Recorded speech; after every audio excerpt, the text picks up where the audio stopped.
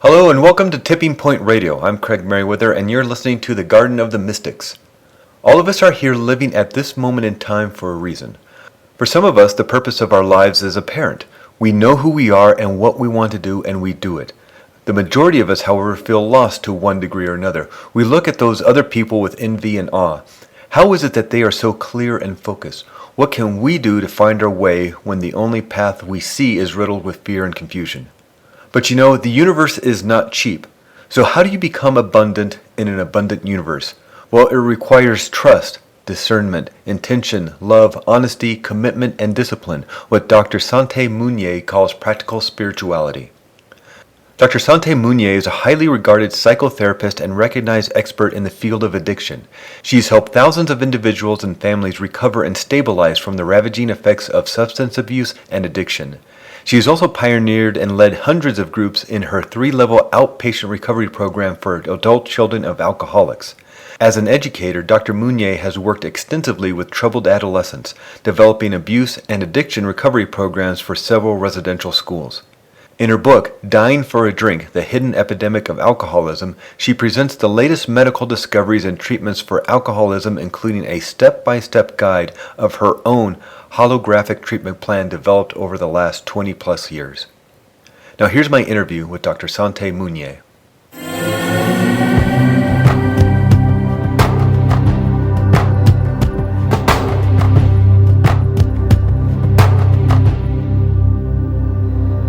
Hi, Dr. Meunier. Welcome to the show. Thank you. Yeah. Glad to be here. Well, I really was intrigued by the work you do and in practical spirituality, because at first glance it seems that might be oxymoron, like jumbo shrimp. Practical spirituality doesn't seem like those two words should fit together. Could you explain what that is? Well, that's very funny that you say that, Craig, because in many spiritual systems, it doesn't fit together. And I have been on a spiritual path for 40 years, and I'm also a very grounded, practical person, having, a degree in psychology and such. So I wanted to combine the two because we do have to function in this world. We want to be successful. We have dreams, but they aren't realized by just dreaming them. We have to have practical steps, goals, and strategies, and accountability. So when I was doing my work helping people as a success coach, and then also on the spiritual path, I thought, you know what, we've got to combine the two.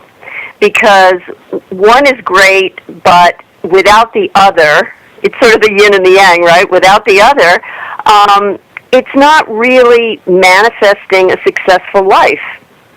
Now, granted, we may all have different definitions about what a successful life would be, but I think there's a sense for all of us of rightness, knowing why we were here, why we were born, fulfilling the things that we know in our heart on some deep level we were meant to do, and being able to do those successfully. And whether it's raising children or building a business or painting a picture exactly the way it looks in your mind, or a photograph, these are things that speak to us on a deeper level. And I also believe, as we hear all the time, that if you do what you love, the cash will come. So, but money is pretty hollow if we're not resonating within our heart and also our soul. So I'm talking about practical spirituality, therefore, is really based in a connection in the soul on a heart level. And so it isn't attached to any particular religion, but it is a sense of rightness, getting away from the right and wrong of the world, because what might be right for me, let's say I'm a vegetarian and that's right for me, but you really need meat to function and run marathons perhaps. So what would be right for me is a very personal thing, and that comes from self-knowledge. And so I designed practical spirituality in a 3-part system because there are 3 parts to us humans, and to have a balance and an understanding and to really develop skills to maximize those 3 levels is really important. And the first is we've got to realign the mind to that rightness that I was just speaking of, which causes peace, clarity, and inspiration. And enthusiasm. Enthusiasm comes from enthos, to bring forth, to create, to make something happen. So, I think of it sort of, like a piston in a car.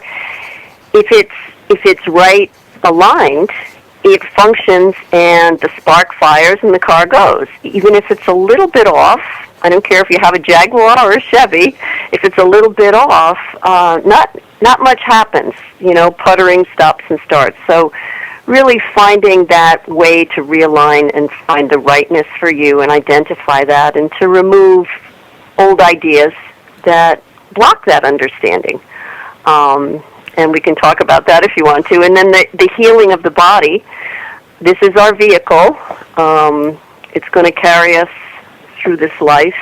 It's important to take care of it and to learn what works for us. Like I was just saying a minute ago, if eating a high-protein meat diet is good for you and you're running marathons, and maybe I'm wanting to be a vegetarian, I'm more into yoga and stretching type exercises, quieter, less, or maybe not team-oriented sports, then that's just knowing what works for me and what my body responds to. And it can change with age. And then the contact with the spirit, and the conscious contact, the development of a spiritual life. For some people, that's grounded so much in nature and in beauty, art, music, God, religion, whatever calls to us. And there may be many different elements to it. I really spent my whole adult life, starting when I was 18, just studying religions and finding the truth that called to me in each of those religions. So, there's so much out there for us that can feed us, to find our own.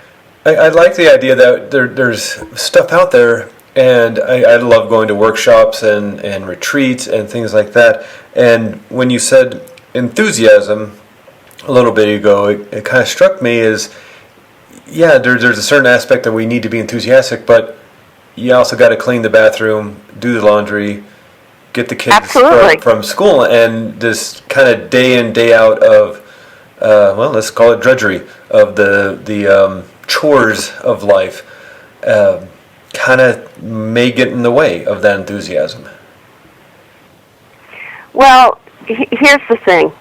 Why we do things and the way that we do it, like you said, drudgery. The first part, which is, this is, I've been teaching this for so long, and it all sounds all well and great, and like you say, but then you've got to do it. And, we can start out all enthusiastic, and then we hit that boring middle, I call it, where there are tools to get us through, and that's where our core beliefs come up. And when I talk about core beliefs, this is a big part of the work, and a lot of people want to skip it, and I'm just telling everyone, if you want to skip this, nothing else will work.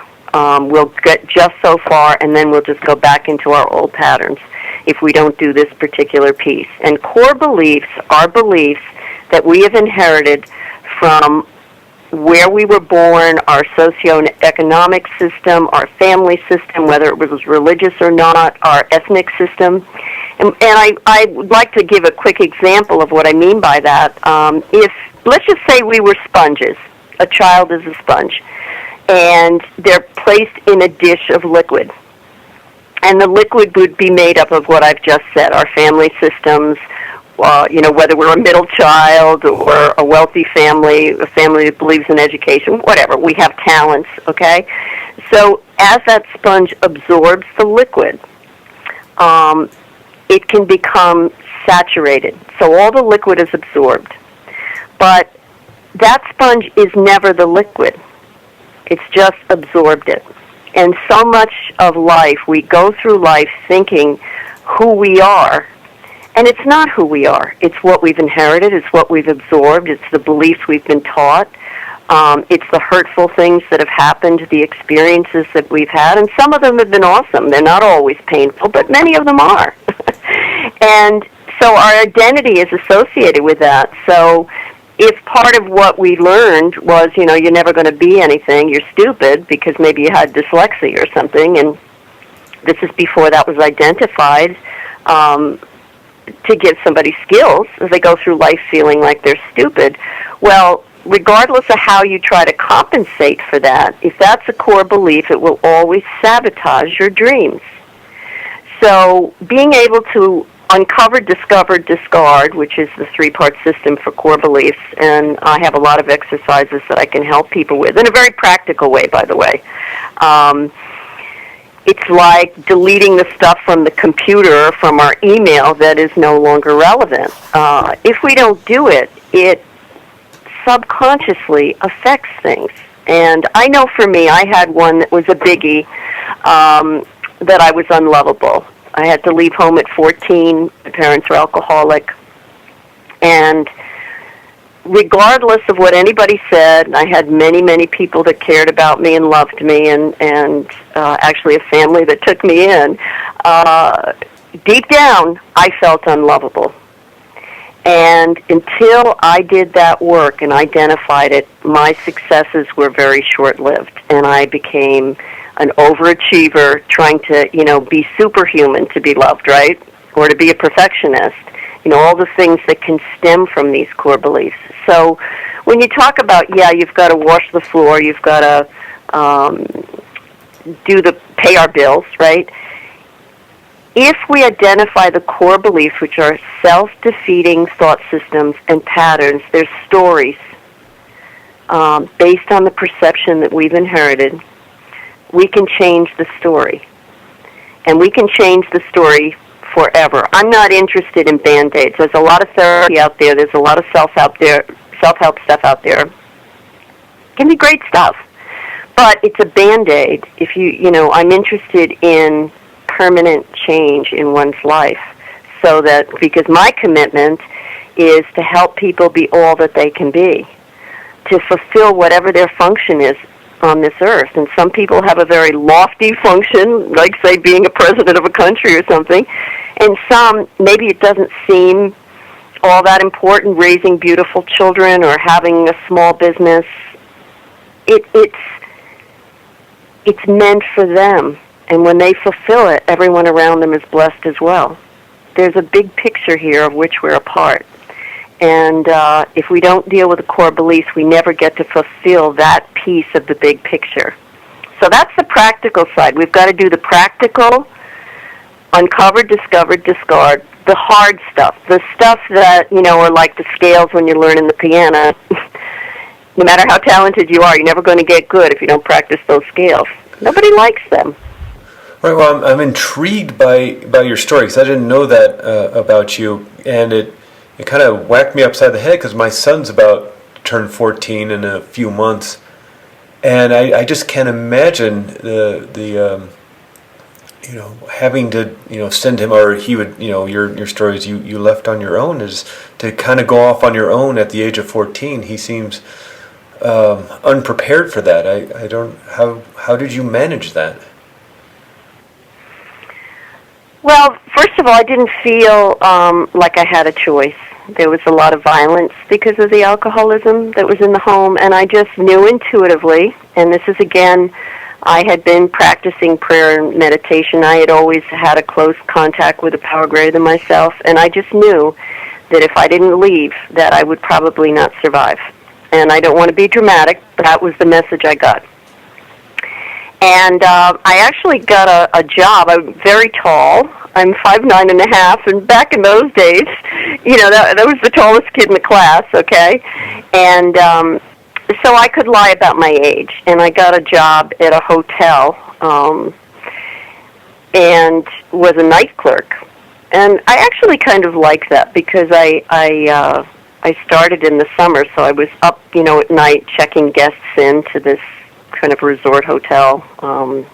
It's not as fancy as it sounds. It was a, kind of an old-fashioned Victorian kind of thing, not like the resorts they have now. But, and I could just read and write. I've always been a writer, so that's how I found my way. It was scary, and I did turn to alcohol for a while to help cope with that, and Boy, that led me to a whole other set of problems, which I had to deal with. But again, I dealt with it.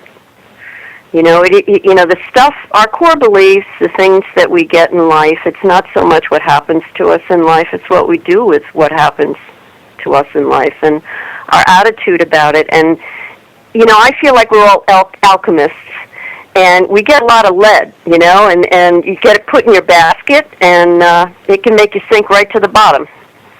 And a lot of people wouldn't even blame you for sinking to the bottom.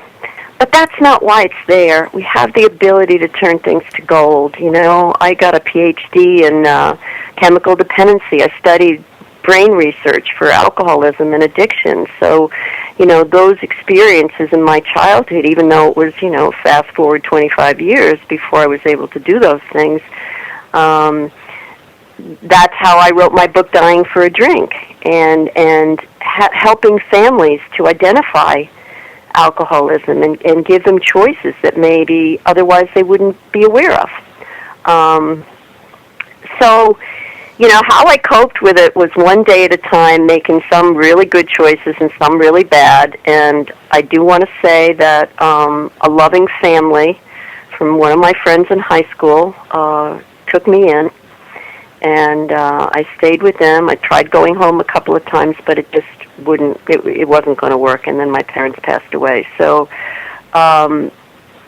I was helped along the way. I really feel that we all are given the help that we need if we're willing to keep an open mind. It may not be the help we want sometimes, but it's the help we need, and to trust that. So in the practical spirituality, one of the core disciplines is trust, a development and trust of something greater than ourselves. And many people know of Wayne Dyer, who is a wonderful teacher and writer, and he posed a question which I think is very important for each one of us to think about, is we have to make a decision whether it's a loving universe or a hostile one. And if we make a decision that even if there's a part of us that feels like it might be hostile, we never feel 100% about anything, and that's important to realize. But let's say 51% of us is willing to believe that it's a loving universe. Then we're going to get what we need, and to be free to ask for it. Ask for it. This isn't a cheap universe. Do you know what I mean? Yeah. People say, well, I don't deserve it or whatever. Those are old core beliefs that we're going to clean out. It isn't about deserving. It's about allowing. How much grace are we going to allow? How much healing are we going to allow? How much health are we going to allow? How much love are we going to allow? And there is work to be done to get to a place where we can allow a lot of that, because a lot of us have gotten constricted by pain and hurt. I'm not the only one that had a very hard, painful childhood, and I see it all the time. It's what I've done with my private therapy for so many years, was dealing with, sexual abuse and emotional abuse and people raised in troubled homes, because that's not who you are. That's the liquid in the dish. That's not the sponge, and we got to squeeze it out and take what's helpful, and the gifts that each one of us has, and how we can turn some of those hard lessons into. I learned self-reliance. I learned how to work hard and to not expect anybody else to do it for me, to figure it out, but not in a nasty way, but figure it out. But certainly a situation like that, someone could fall into the self-pity if you're not or don't have the tools to trust the universe that they have your back. When it seems like life is throwing you under the bus day after day, it can really sink down to that self-pity, where you have to medicate that fear and that lack of trust.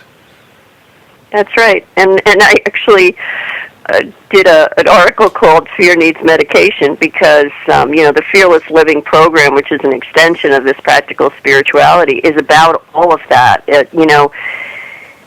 the path of least resistance is self-pity, fear, feeling like a victim, complaining, and finding people that will support that. And I don't want to make them wrong for supporting it. They can support it out of caring, but we just sink deeper, that lead again, into the bottom of the pond.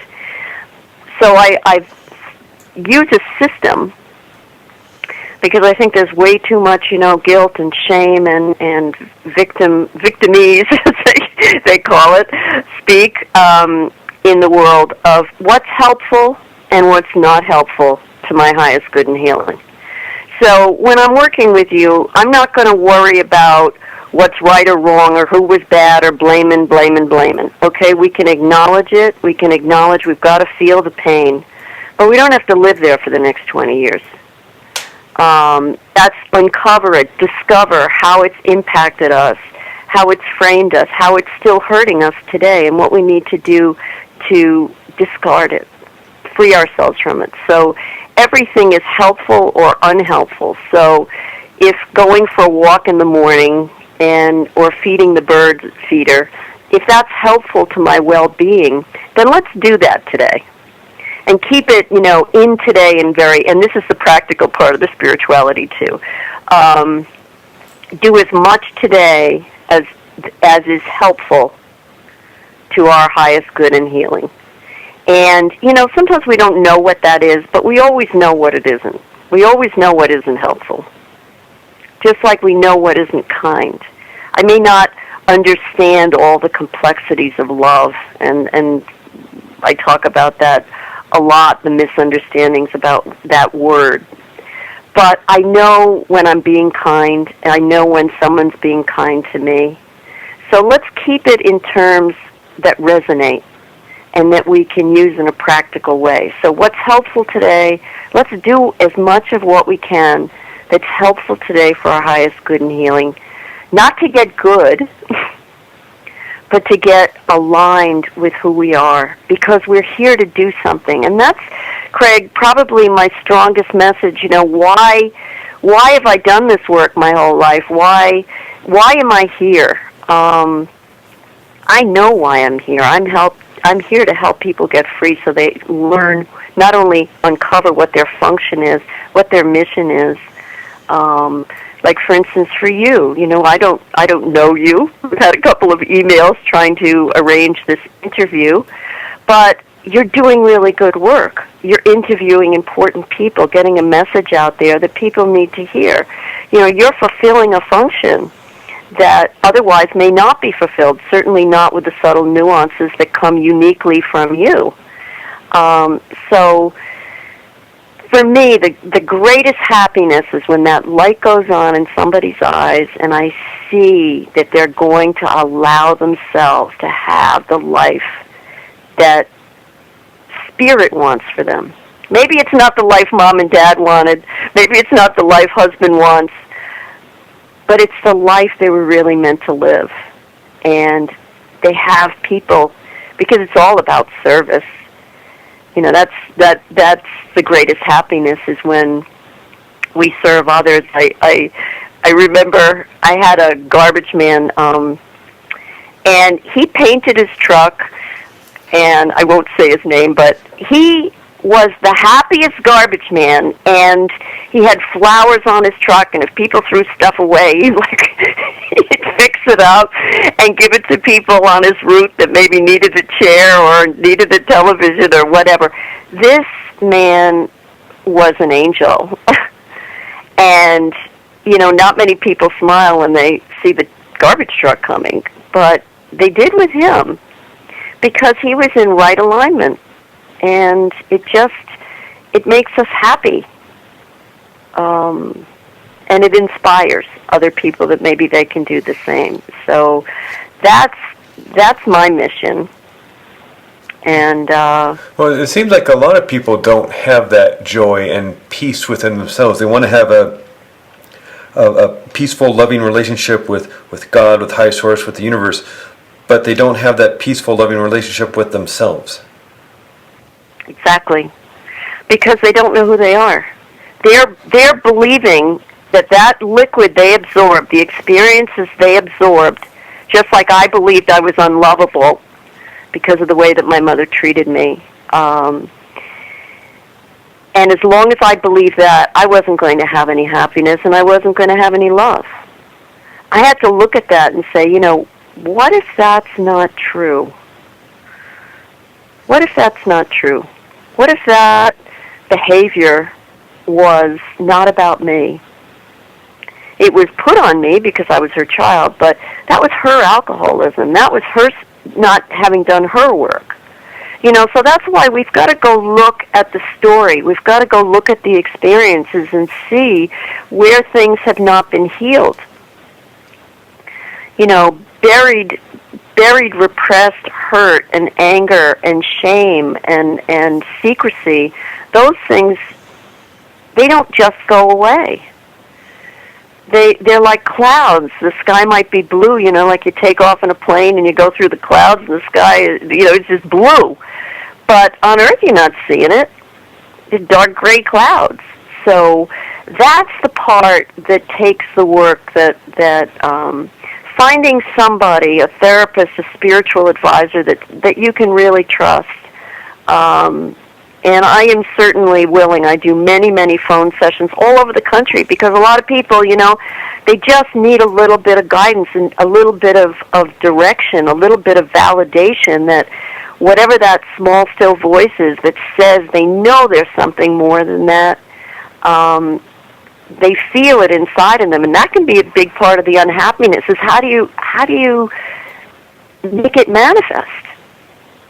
When everyone's telling you you're a loser or you can't pay your bills. I've been really broke. I was really broke for a long, long time. Put myself through school. It took a long time. But, time's going to go by anyway. And we have to feel worth the effort. And if I can help people realize how worthy they are, we don't really understand our value, and that's why we're so sad, or that's why we accept guilt or codependency. When you really know the value of who you are, just as you said, Craig, nobody else names you.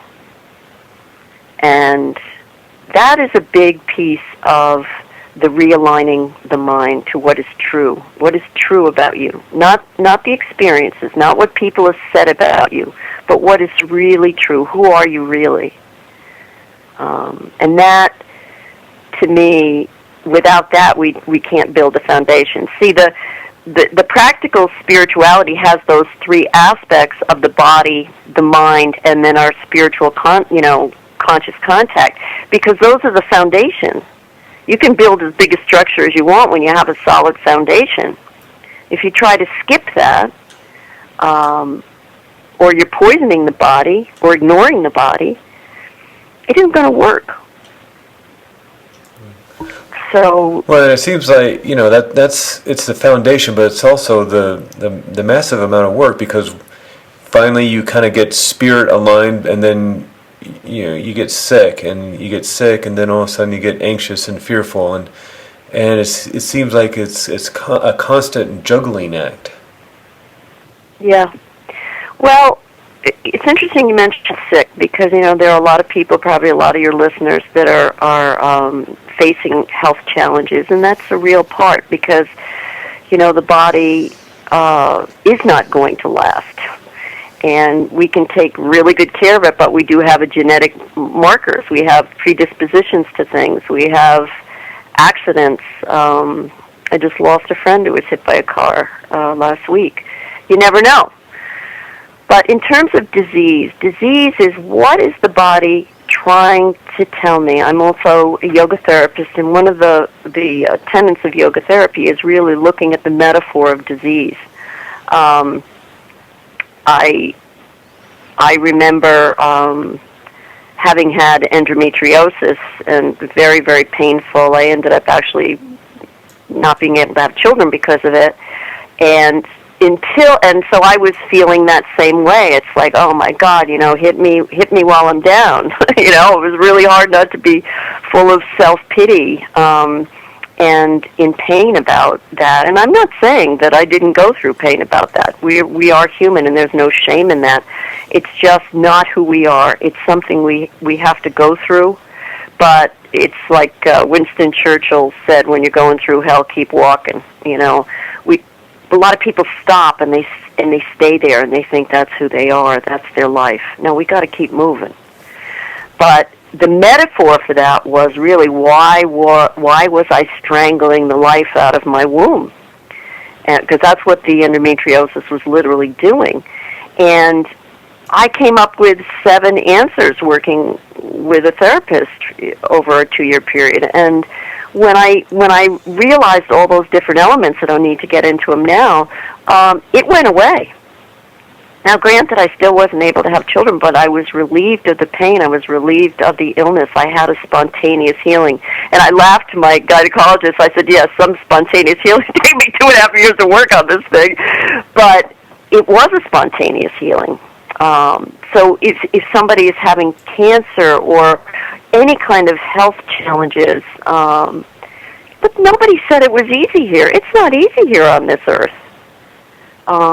Which is why it's important to allow ourselves and to open your arms and say, you know, whatever help is out there for me, even if I don't know what it is, I'm saying yes, I'm giving my permission.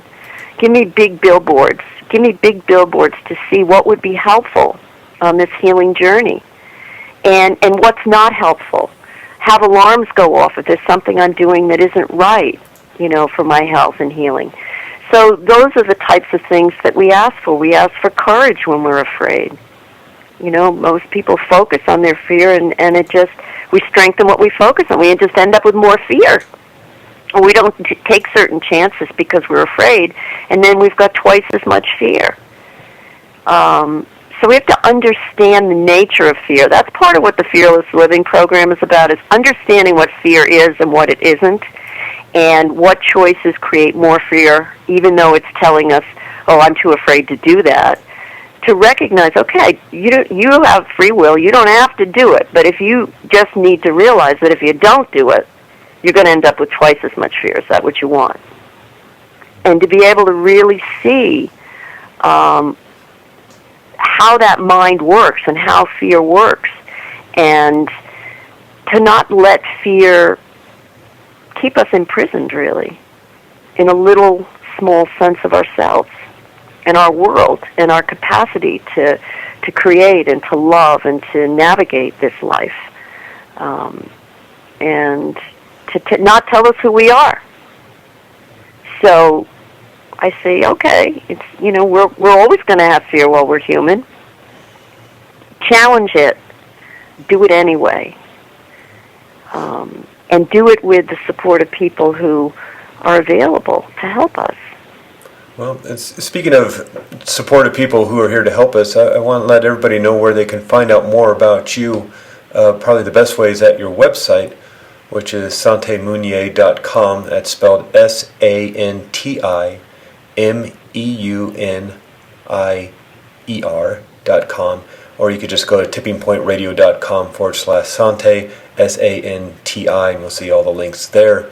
But there's a way for people to work with you. You know, you do workshops across the United States, but you also do one-on-one work with people. I do one-on-one work, and I am available to do workshops in, you know, cities across the country. If people want to put together a workshop of 20 people, I'm happy to fly out and to teach for, you know, a week or an extensive weekend to put together a program. You know, it can be put in a church basement. It doesn't matter. If people are available and they want to learn this, I can give them very, very deep experiences and tools, and then a lot of times after that I can do, you know, one-on-one sessions and coaching sessions after that. I'm also available to do phone sessions. I'm located in Rhode Island, but like I said, I do phone sessions all over the country, and, you know, we're so lucky to be able to have the technology that we have so that we can access people from all over instantly, as you are with me, you know. that the world gets to be a smaller place. So if anybody is in need or wants more information, they can contact me. I also have an 800 number, 1-800-835-8553. Or like you say, just to get on my website, and you can shoot me off an email from the website. I have another website, which is my other business. It's not my other business, but it's Galactica Institute, and it's GALACTICAINST.com, galacticainst.com. And on there you really see about all the individual work that I do and the programs that I offer, and it's a very spiritually oriented website, and there's a lot of information, and there's articles on santimeunier.com. So, again, if I never get to speak to some of the readers, hopefully some of the articles will be helpful. But, that tool about what's helpful and what's not helpful is, it's a great way to reframe and let's drop the guilt and drop the fear and drop the shame and just say, you know what? Why not go for it? Why not just allow the help and just see if there is really help out there, if it really is a supportive universe. But if we don't ask and then stay open with big billboards, that's why I ask for big billboards. I figure, if it's a little cryptic note, I might miss it. But, I've been asking for big billboards for myself for many, many years. And you know what? I've had an extraordinary life because of it, because I've asked for the billboards, and they've been delivered in amazing ways. So I really invite people to practice that tool, too, because the billboards are there, and ask for the eyes to be able to see them. But it does take a commitment and discipline, and those are two of the principles of your 7 core principles of practical spirituality. Yep. It's commitment Yep. and discipline, and yet sometimes we might get down on ourselves because we didn't spend that hour meditating, plus the yoga, plus the spiritual reading, and we don't have time because of the chores of life, and we can get it on ourselves, and fall into that. Yeah, you're bringing up such good points, Craig, because, okay, so you don't have an hour. Do you have 5 minutes? Do we have, I remember once when I was, people said, well, I don't have time to write in a journal. I said, okay, just once a day, put something on a yellow Post-it pad, some thought, some idea that you want to work with, some feeling that just keeps reoccurring, okay, or some defeating pattern. Just put it on a Post-it. Everybody has time for that. Sometimes I'm so busy I only have 5 minutes between people, but if you and I were to hold our breath, 5 minutes would be a long time, right? Yeah. So time is relative.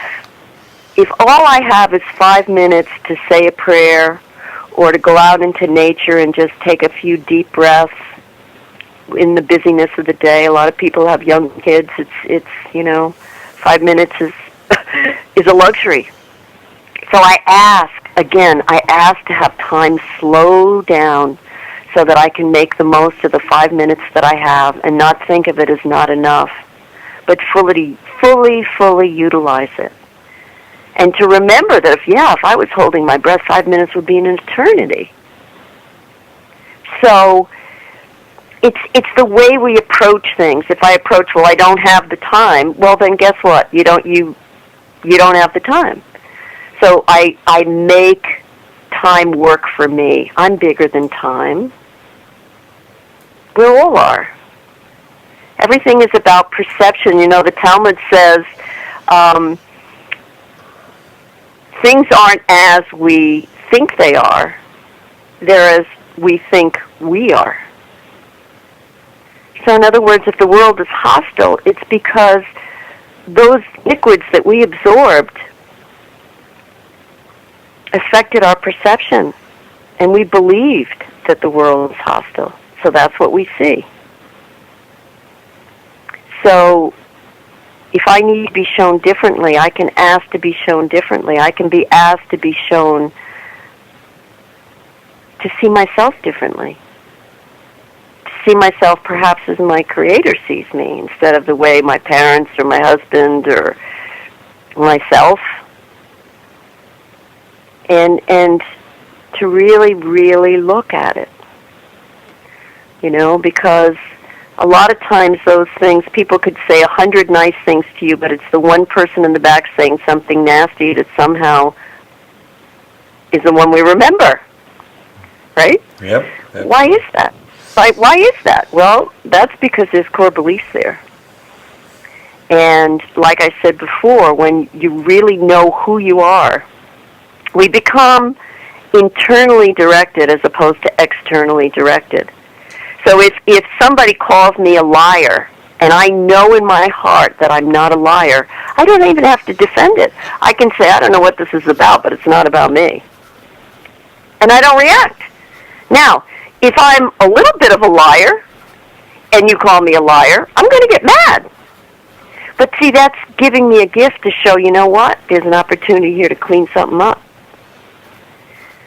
So, when you know who you are, and I mean that in aligning with rightness, okay, you stop fighting people, places, and things. There's a lot of peace and quiet that happens inside, which many people maybe can't even comprehend right now. I didn't think that was ever possible. I had like a committee of like 15 people, and they all had nasty things to say inside my head for a long time.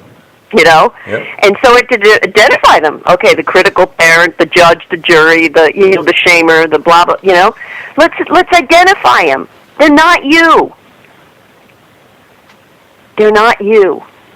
Just like no matter how much liquid is in that sponge will never be that liquid.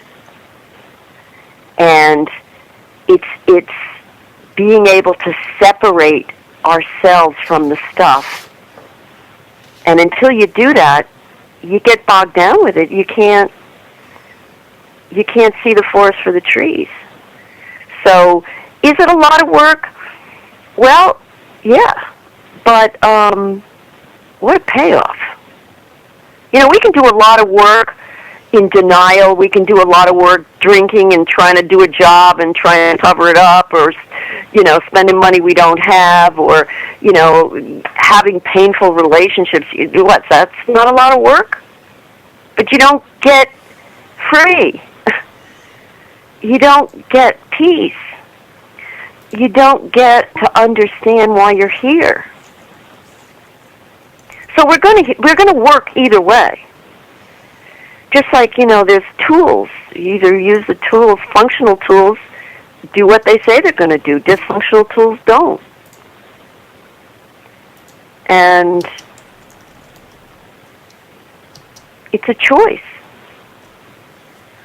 So, if I can inspire somebody to believe that it's possible, if I did it, it's possible for them to do it.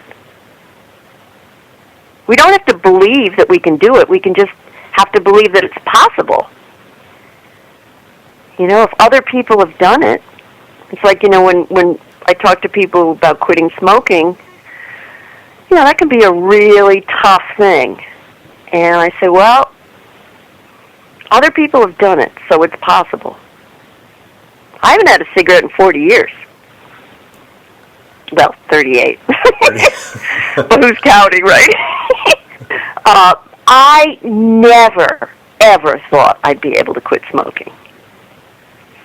And, I prayed, I turned it over, I did, and I ended up developing a system for quitting smoking. But it took me 2.5 years to be able to really completely stay stopped, because quitting is not the same as staying stopped. People can quit for a week or 3 days, but staying stopped, it's almost like what I was saying before. There's a difference between a real healing and a Band-Aid. Well, that can stop the bleeding. That reminds me of a quote from a movie. I'm trying to think of the name of it, and I can't at the moment, but there is it's a murder mystery with Kenneth Branagh, and he's a smoker, and he's trying to quit, and Robin Williams plays this psychiatrist. It's not a comedy, it's more of a thriller mystery, and Robin Williams says, you will only stop smoking when you decide that you are a non-smoker, and you become that non-smoker. And it kind of reminded me of what you just said. We're only going to become, start acting like the person we want to be when we decide we are that person. Well, you see, that's a manifestation principle. It's conceive, believe, receive. In other words, I've got to conceive of the possibility of being smoke-free and believe that I can do it. Maybe I can't do it for a lifetime, but I can do it 100% today, right? So, in other words, we have to change our mind. That's the realigning of the mind that we're talking about in practical spirituality. And I'm saying it's practical because if you don't change your mind, you'll prove yourself right with these self-fulfilling prophecies. Most people live a life that they fear rather than a life that they want and that they love, because fear is what they listen to. And there's a whole group of people that will support that. Oh, you can't do that. It's better just stay where you are, and who do you think you are, and right? What makes you think you can do that? Yeah. So, right? Yeah. So the I am, what we put the I am to, Craig, is really important. I am a non-smoker. I am bigger than that cigarette. And I'll tell you, if there's anybody out there who's a cigarette smoker and battling with it right now, take a jar, an empty glass jar, from your recycle bin, and wash it out, and take a cigarette and write a prayer around that on a little piece of paper. Give me the resources, the help, the strength that I need, and everybody write it in their own words, to be free from the desire to put nicotine in my system. And you roll it around that cigarette, and you say thank you. We always say thank you. Whenever we ask for anything, Spirit always says yes. And that's why you better watch out for what those self-fulfilling, fearful prophecies are, because, I'm too old to go back to school. Okay, so I guess we won't go back to school. Right? So you roll it around, you always say thank you, because if you really ask and you really mean it, it'll happen. So you put the cigarette in the jar, you seal the jar up, and you put it on your table where you have your coffee or whatever, and just look at it, just for a couple of minutes every day, and say, am I willing to give up my life, to not see my children's wedding, to have to walk around with oxygen if I'm lucky, because of that thing in that jar? Is that bigger than me? Is that why I'm here, to be brought down by that? Am I willing to give up my dreams and all the things that I'm here and the people that I'm here to help? Because that's the altar on which I worship. Because that's what we're doing when we have an addiction, by the way. That becomes our God. Is that my higher power? Or is there a higher power greater than that cigarette? Greater than the addiction and the craving? And the craving is real, by the way. And I did a lot of, in my book, Dying for a Drink, I did a lot of brain research on those craving centers in the brain. They're real. But the 12-step programs, whether it's Alcoholics Anonymous or Overeaters Anonymous, is all based on turning to a power greater than ourselves for help with that craving. That's the first step. And recognizing the powerlessness, and that power is the dilemma, but a power greater than ourselves can help us with it. So if I withdraw the power from the cigarette, I am withdrawing my power. I am no longer giving you my power, one moment at a time, one day at a time. and turning to a power greater than myself to free me from this addiction.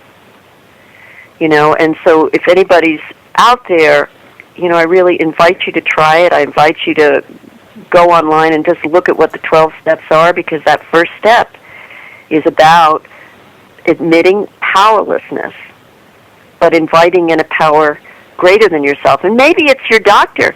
Maybe you get guided to also use the patch, or maybe you get into a support group for people who are trying to quit smoking. They have them in hospitals. They have them. A lot of them are free, with adult ed and stuff. Or some friends that you know of who have quit. To be a coach when you feel, to call them before you have to pick up a cigarette. There's a lot out there. Get into a walking group, something. Don't have to do it alone, but nobody else is going to be able to do it for you. We have to make that decision and that admission before the help can come in. The surrender to win. So that's the practical part. You don't become a non-smoker just by mentally not wanting to be a non-smoker. We have to take the action, and whatever actions are necessary so that the body can heal. If you always had your first cigarette sitting at a certain place on the kitchen table with a cup of coffee, you're probably going to have to change that habit for a while, because we are creatures of habit. I remember the phone would ring and I would reach for a cigarette with one hand and reach for the phone with the other. And, I'd find my hand just reaching, even after I had had a cigarette for a year. This hand is going off, to look for a cigarette. It was just so ingrained in my cellular memory. So it's just important to be aware of the habits. What are our triggers? So that's the practical part, identifying what are my triggers, what are my trigger people, trigger situations, and have different strategies, problem solve around those. Because if you just think, okay, I'm not going to quit today and I'm going to white knuckle it, and it isn't going to work. Because it's also metaphorically a smoke screen. Why do I have a smoke screen in front of me and life? In yoga, the breath of life, it's a metaphor. How deeply we take in our breath is how deeply we experience life.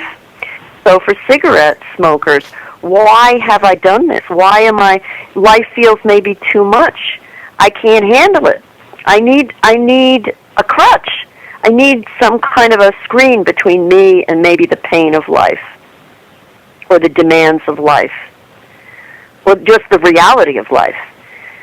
So that says to me as a therapist, no, we've got to work on whatever those wounds are that are still open, that are making you afraid to really live, that are associating life with pain or loss or abandonment. Because if we don't do that emotional work, you'll either trade addictions, which means substitute, or you'll go back to the cigarettes after 6 months or whatever, and it happens all the time.